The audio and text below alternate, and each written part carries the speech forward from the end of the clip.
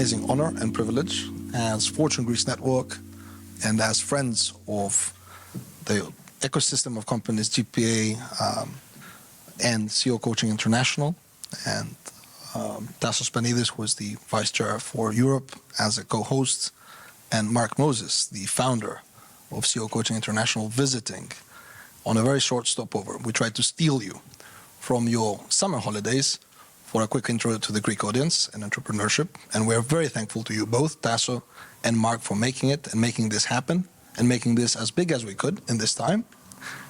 And special thanks to Harry Daskalakis as well. He's our host today. He responded within 48 hours. He made this happen, which is fantastic.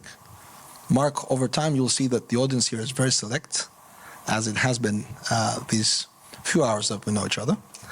And I think it will be a perfect bridge for the years to come, when the bridge of CEO Coaching International, through your Vice Chair for Europe, but also through your own efforts to open this ecosystem here, it's going to grow stronger and stronger over the years. I hope today to inspire you, and I know Europe and other parts of the world think that go big or America big is a little much, and I get that. I understand, and sometimes I'm asked to tone it down a little bit, and what I'd like to do is just share with you, I spoke on Tuesday in Washington, D.C. to 300 YPO leaders from all over the U.S. and Canada.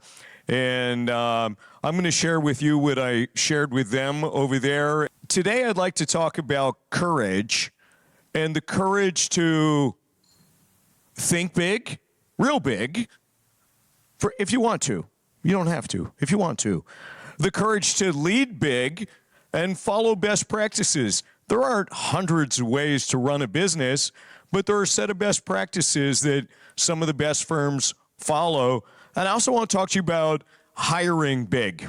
Anything is possible. And it inspired me in part to write my first book, Make Big Happen. Make Big Happen was based on 4 questions, 4 simple questions. What do you want? What do you have to do to get what you want? What could get in the way of you getting what you want? And how do you hold yourself accountable to get what you want? That's really the premise of the book.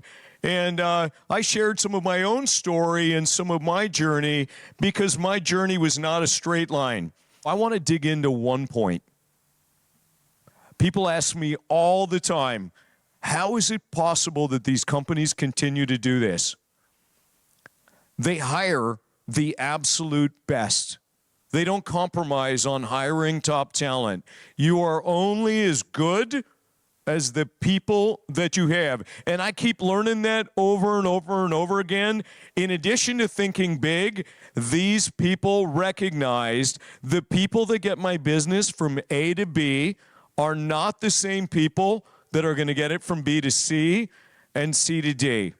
And as a company grows, what it needs at a different time are different people, because the people that we had might not be the same people that can take us where we want to go.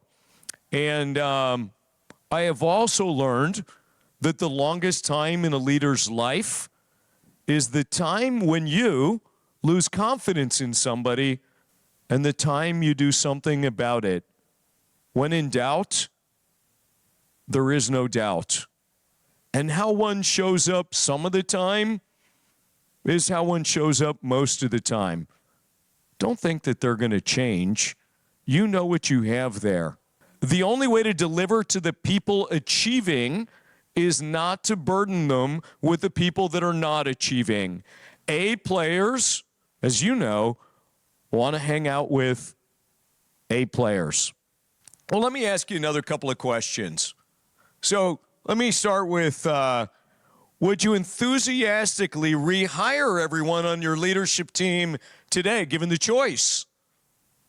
How many would rehire everybody on their leadership team today if they could? Oh, 0. Okay, that's what I thought. Do you believe your current leadership team will take it where you want to go 1 year from now? How about 3 years from now?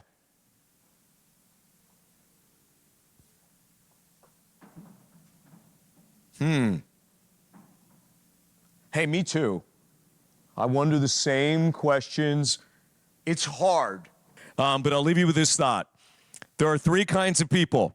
Those that make big happen, those that let things happen, and those that ask, what happens? You decide, you get to decide who you want to be. How can we build scale? Thanks, guys. And scale of the sizes you described. And think big from a country whose market is 10 million people. And at the same time, it doesn't have the connectivity and the access that people have in the American market, for example. People don't view the size of your own country as a limitation because, hey, the world's a big world and everybody has access to it. I'm Canadian.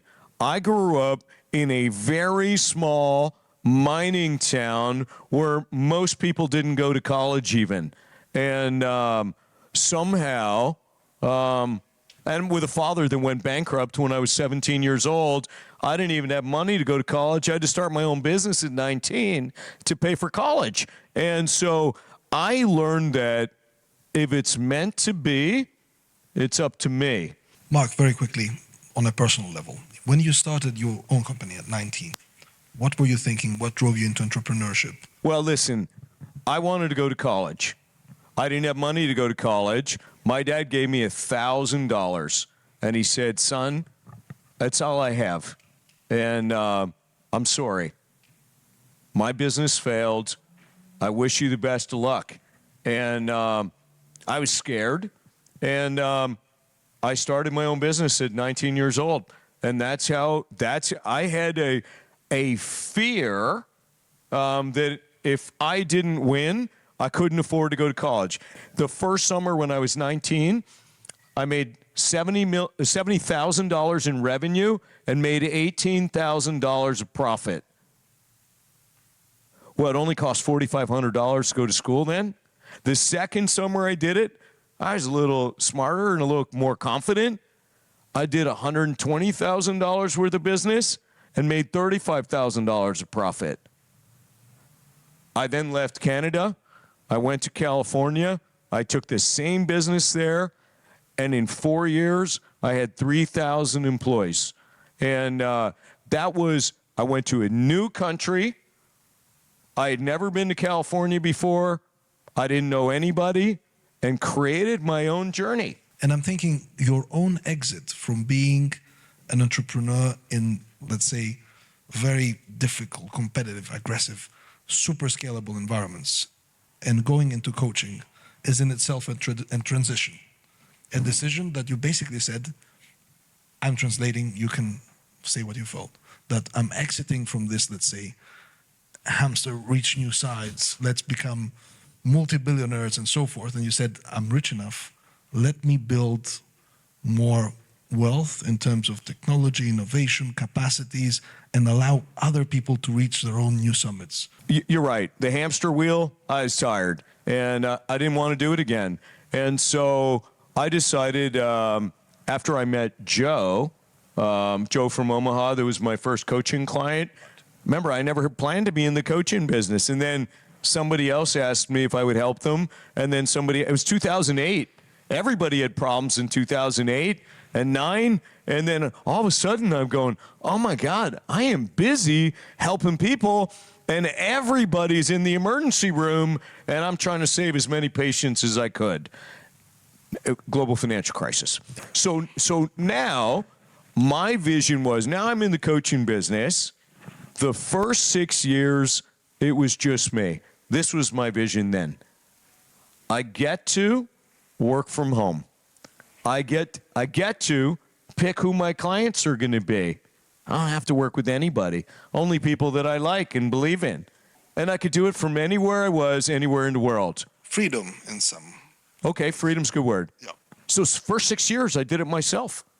Life was good. And then the entrepreneurial bug bit me again. So today, we're 60 coaches, 42 million in revenue, 10 million in profit, 150 million in valuation. I could sell the business and take my 150 million and go home, but will more money at 60 years old make me more happy? No, I could give a shit. So, I love what we do. I love the impact that we have on CEOs, their leadership teams, their employees, and their families all around the world. And you walked the walk. You actually hired the best. You did what it takes. You invested what it takes. People say, how do you find these people? Everywhere, all over the world, people say, hey, it's hard here in Athens. You don't know what it's like finding great people. Well, it's hard in Manila, too. And it's hard in China, and it's hard in Silicon Valley to find tech people, and it's hard all over the world. You don't know what it's like here in my town. I've heard that all over the world. People in Australia don't think big, and less in Ireland, and all of it. It's these issues exist everywhere.